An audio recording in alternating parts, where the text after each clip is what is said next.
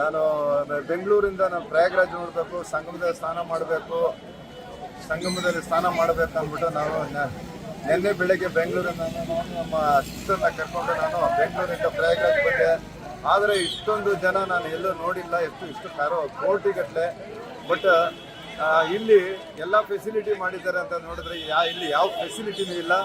ಮತ್ತು ಯಾವುದೋ ಒಂದು ವೆಹಿಕಲ್ಗಳಿಲ್ಲ, ಯಾವುದು ಮೂಮೆಂಟೇ ಇಲ್ಲ. ಒಂದು 20-22 ಕಿಲೋಮೀಟ್ರ್ ನಡಿಬೇಕು. ಆದರೂ ಕೂಡ ನಾನು ತೊಂದರೆಯಿಂದ ನಾನು ಬಂದೆ.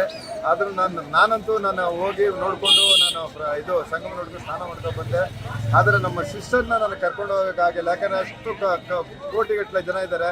ಅಲ್ಲಿ ಹೋಗಿ ನೋಡಿದ್ರೆ ಎಲ್ಲ ಕಾಲು ತುಳಿತಿದ್ರೆ ಸುಮಾರು ಜನ ಎಲ್ಲ ಗಾಯಗಳಾಗಿ ಬಿದ್ದೋದ್ರು. ಅದು ನೋಡ್ಬಿಟ್ಟು ನಮ್ಮ ಸಿಸ್ಟರ್ನ ಕರ್ಕೊಂಡು ಹೋಗೋಕ್ಕಾಗಿಲ್ಲ. ಅವ್ರ ಹೋಟ್ಲಲ್ಲೇ ಬಿಟ್ಬಿಟ್ಟು ನಾನು ನೋಡ್ಕೊಂಡು ಬಂದೆ. ಆದರೂ ಕೂಡ ನನಗೆ ಕಾಲೆಲ್ಲ ನನಗೆ ಏಟಾಗಿ ಕಾಲಿಗೆಲ್ಲ ಬಿದ್ದು ಕಾಲೆಲ್ಲ ಏಟಾಗಿ ನಾನು ಹಾಸ್ಪಿಟ್ಲಲ್ಲಿ ನಾನು ಹೋಗ್ಬಿಟ್ಟು ಮೆಡಿಸಿನ್ ತಗೊಂಡು ನಾನು ಈಗ ಬಂದೆ. ಆದರೆ ನನಗೆ ಇಲ್ಲಿ ನಾನು ರೈಲ್ವೆ ಸ್ಟೇಷನ್ಗೆ ಹೋಗ್ಬೇಕಂತ ಬಂದಾಗ ನನಗೆ ಪೊಲೀಸ್ ಅವ್ರನ್ನ ಕೇಳಿದ ಅಡ್ರೆಸ್ ಅವರು ನನಗೆ ರಾಂಗ್ ಅಡ್ರೆಸ್ ಹೇಳಿದ್ರು, ಆಪೋಸಿಟ್ ಅಡ್ರೆಸ್ ಹೇಳಿದ್ರು ನಮಗೆ. ನಾನು ಅಲ್ಲಿಂದ ನಡ್ಕೊಂಡು ಬಂದಿರೋ ಒಂದು 10 ಕಿಲೋಮೀಟರ್ ನಡ್ಕೊಂಡು ಬಂದಿದ್ದೀನಿ. ಇಲ್ಲಿ ನೋಡಿದ್ರೆ ಪ್ರಯಾಗ್ರಾಜ್ ರೈಲ್ವೆ ಸ್ಟೇಷನ್ ಎಲ್ಲ ಇದ್ದಾರೆ, ಯಾವುದೋ ನಾನ್ ಸ್ಟೇಷನ್ ತೋರಿಸಿದ್ದಾರೆ.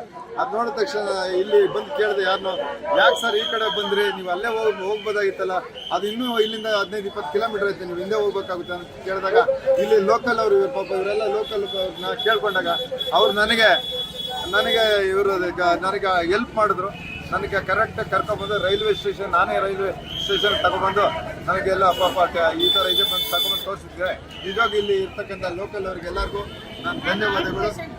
ಅದು ನಮ್ಮ ಸಿಸ್ಟರ್ ಬಂದು ಹಾರ್ಟ್ ಪೇಷಂಟ್, ಆದರೂ ಕೂಡ ನಾನು ಅವ್ರಿಗೋಸ್ಕರ ನಾನು ಬಂದಿದ್ದೆ ಇವ್ರಿಗೆ ಸಂಗಮ ಸ್ನಾನ ಮಾಡಿಸ್ಬೇಕಂದ್ರೆ ಅವರಿಗೆ, ಆದ್ರೂ ಅವರು ನೋಡೋಕ್ಕಾಗಿಲ್ಲ.